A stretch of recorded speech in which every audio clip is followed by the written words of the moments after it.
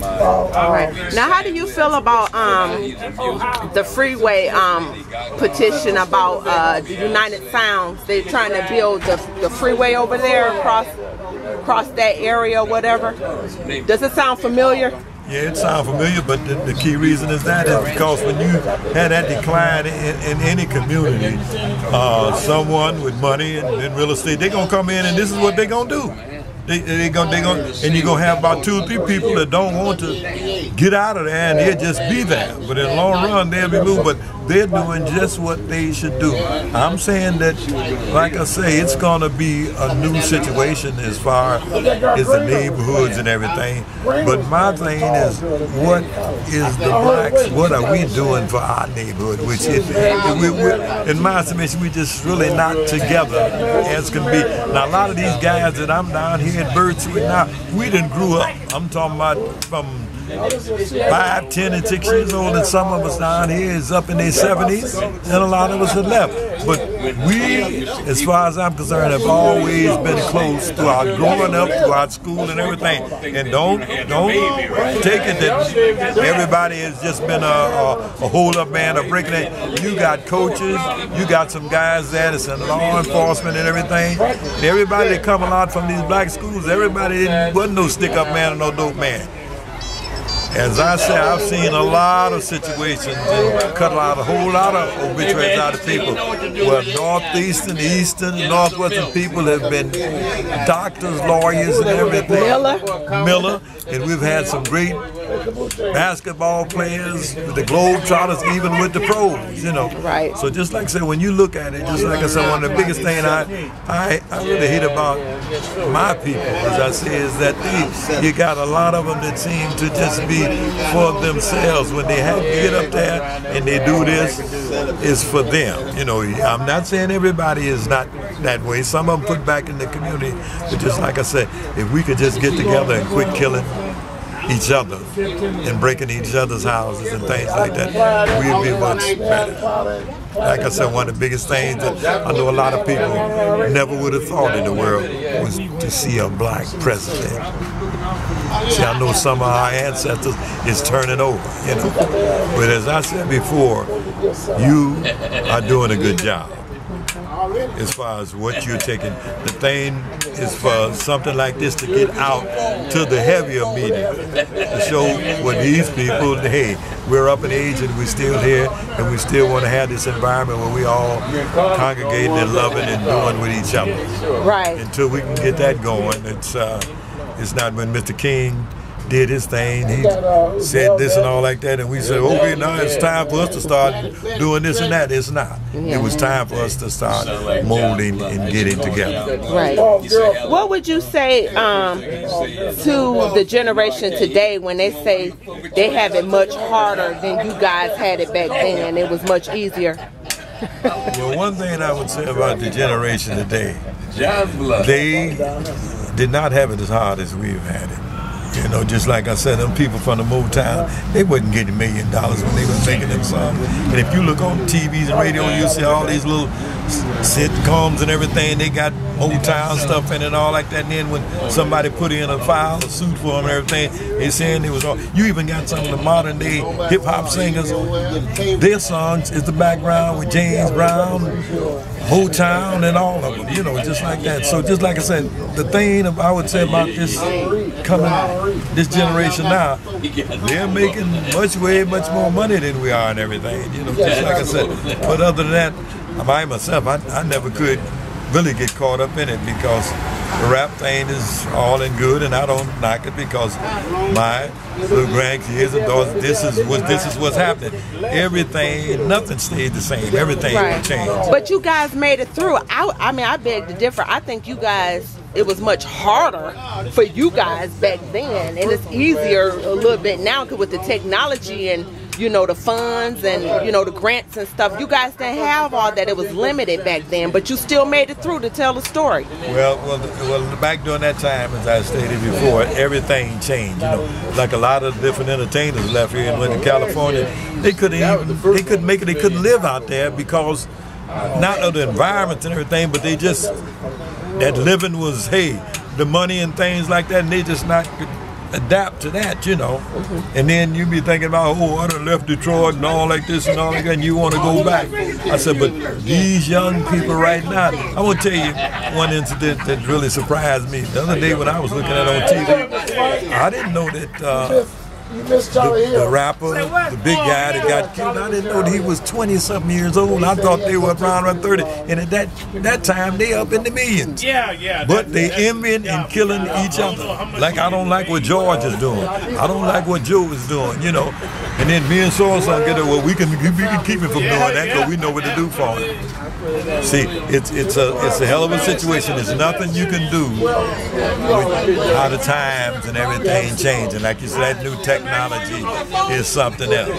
How often do you pass the street when you see a telephone booth on the street? These people got cell phones now with it. They can wake you up and tell what you're doing and see it all on there. Right. But I don't knock that at all. But the biggest thing I knock is that we just are not together as far as loving each other as black people should. You know? Right. Now, what would you say as I look around and see, you know, all your brothers? I call y'all young timers, all the young timers. What was the centerpiece of that, the recipe? How did you guys remain so close all over 30, 40, 50-something years? Well, that is very easy because we all live around each other in the same neighborhood. We associated with each other. When we would come in and do this and that, and when Mama would say, 6 o'clock, you be sitting on that porch. You don't be sitting on that porch and see what happened to you because Miss Jones around the corner said, I saw George around the corner. Hey, George know he got a good one coming from home. The lady next door would holler and tell what Smitty is doing. And you ran through your neighborhoods, through the playing in the alley and stuff like that. You know, we were very close because I can lean out my window and holler at you. And you would hear me so and so when they arguing. And the guys, they had everything. They had their little liquor places. And you had your little gambling places and things like that. We were close. When something happened, everybody in the neighborhood knew it. When something happened today, you look on TV, they got all type of wards wanting to get some information to catch him. Your neighbor would catch you. And your mother and father would do what they supposed to do. We respected one another. Right. We fought and things like that. But you fought with your fists. That's what I'm not talking with the about. guns. No, not with guns. Not with guns at all. But that's the biggest thing because we were real close to each other because the neighborhood was a neighborhood. But when they came through and put the expressways and things, it was all over. They don't, I said from the boulevard to downtown, it's not going to be nothing but a fabulous place, which I don't say anything is wrong with that, but those were our neighborhood. The Afro-American Museum is sitting right on the street where I grew up.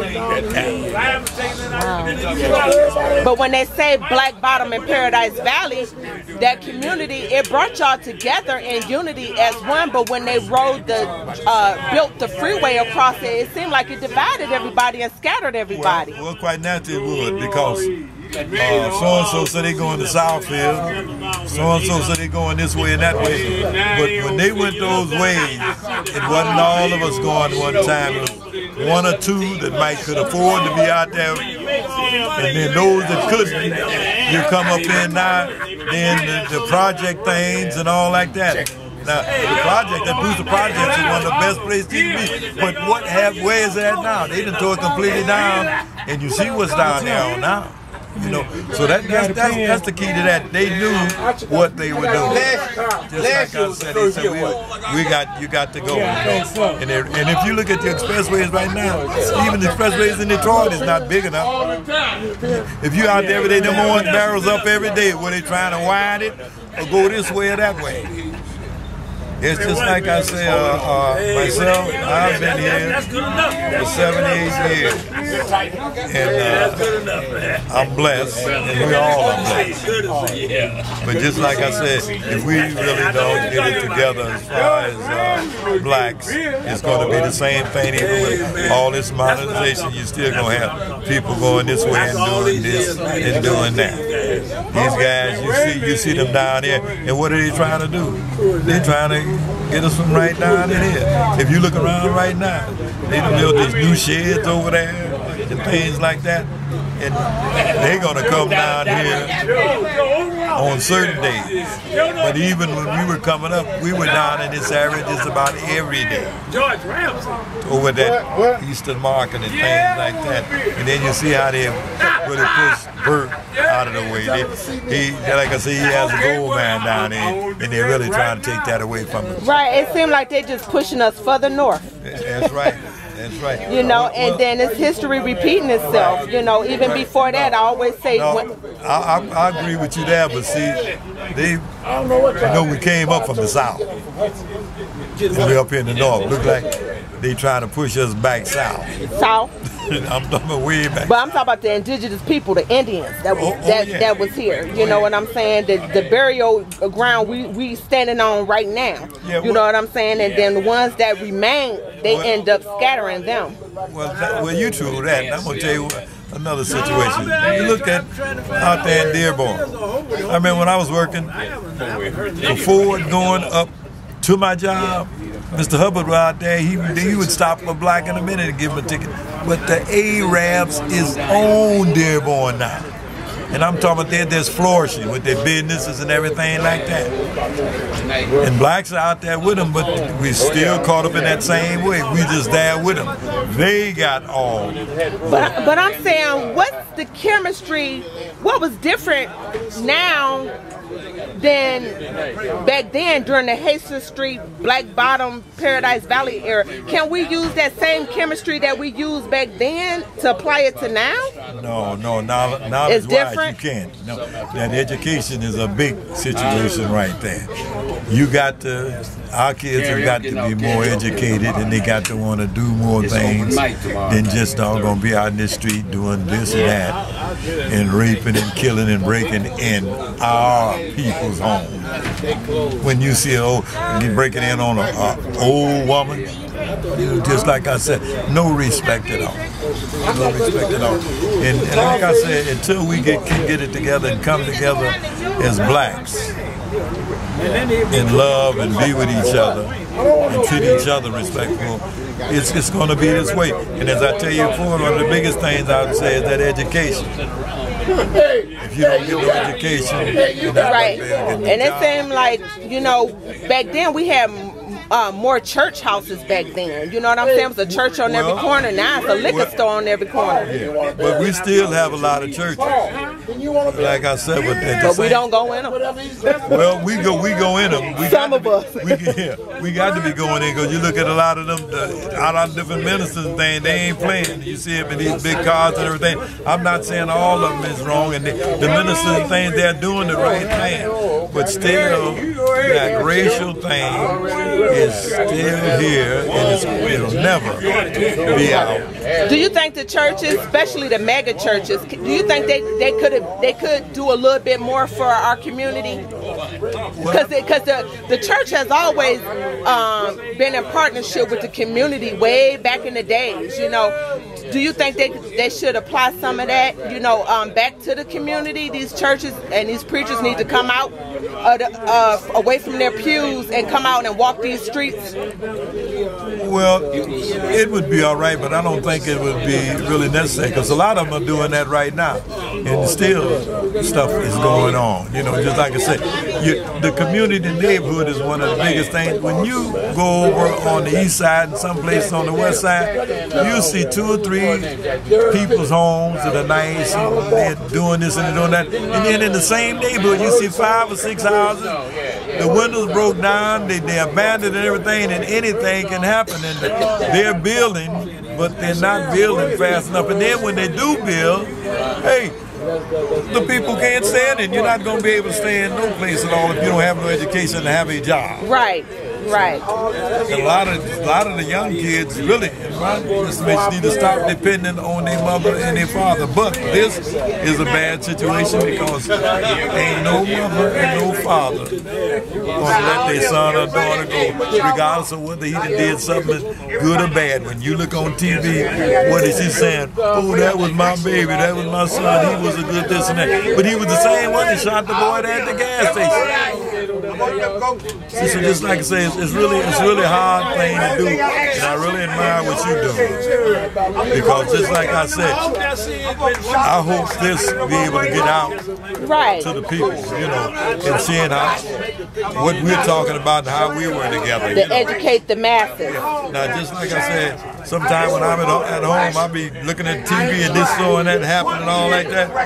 Hey, my little 9-year-old be able to go to that TV and do more with the TV than I can. At that age, but we're trying to get him to go on and continue that, but he's getting like that, and this is all he want to do, you know. Right. And you know, I'm for more education instead of incarceration, you know. Right. But you know, you have to get these kids away from the TV set. I remember when we was coming up, we lived outside, you know what I'm saying? And, you know, these kids, they don't go outside no more. I mean, you know, one thing is the parks, you know, the recreation centers, the church doors are closed, you know, little centers and stuff and parks where you can go and, you know, let off energy, you know, or whatnot. They're not there no more. These parks are torn down, you know, or whatnot. There's no, you know, recreation centers in the community unless you are paid member. You know, you have a membership or something. But it's not like when we was coming up, you know, with, you know, all this stuff to do, you know, more, you know, we were more productive with that. You know, it's just limited now. I agree with you, because just like I said, one of the things I heard you talking about earlier about that Peck Park. As I told you before, I used to walk 2 or 3 blocks and we had swimming pools and we had everything. Right. But now that's like a memorial park. One of the first picnics we had up there, the Whiteys was inaugurated as a memorial park. And one of the ladies came over talking to me and I told her, she said, oh, you used to swim over there? I said, I used to live 2 or 3 blocks from it. We used to swim here. She said, oh, I said, well, why don't y'all come over? But that whole situation have been brought up to the extent the way to build Wayne University over there. When I was growing up, Wayne University was like on a corner. That was almost like the whole university. Right. Now it's something else, which that is good, because the educational thing is right there and then brought it close to it. But at that time we was coming up, some of us was, hey, struggling to even try to get in that 1 or 2 building, which is the Wayne State at that time. Now it's wonderful over there now. Right. They got a Wayne State community now. Right. So it's really one of those things. But the biggest thing that we have to get together, we have to get the community going, and then what they're doing down here for Bert's place is really something else too, because they're just trying to take it away from them, and if they take it away, they're gonna come up with what they want to down here, right. Which it'll be like that shed 5 over there, and shed over here, and just like I said, they're beautified and everything, but how many blacks are doing anything? If you notice, the biggest thing down there is like vegetables, the different meat places and things like that, and we're working in them. Nobody owns them. Right, and where are we gonna go? You know, this is what I'm talking about. It's like Bert's is like one of the last of the Mohicans down here. You know what I'm saying? I agree with you. That's what it would be. Bert's the only Mohican. Bert's the only Mohican. But it's like, where are we gonna go? You know what I'm saying? And it's like, you know, he deal with the community, the culture. Yeah. You know, wherever Bert opens up. If he opens up on Broadway, that's where we'll be. What's it, dog? If he opens up on Broadway, that's where we'll be. You're about right there. But just like I said, I just hope that you get your documentary together and everything, and hope that you can do something with it and get it to some people so they can see what they're talking about. Well, I thank you for helping me educate the masses. I appreciate it. I appreciate it. Thanks.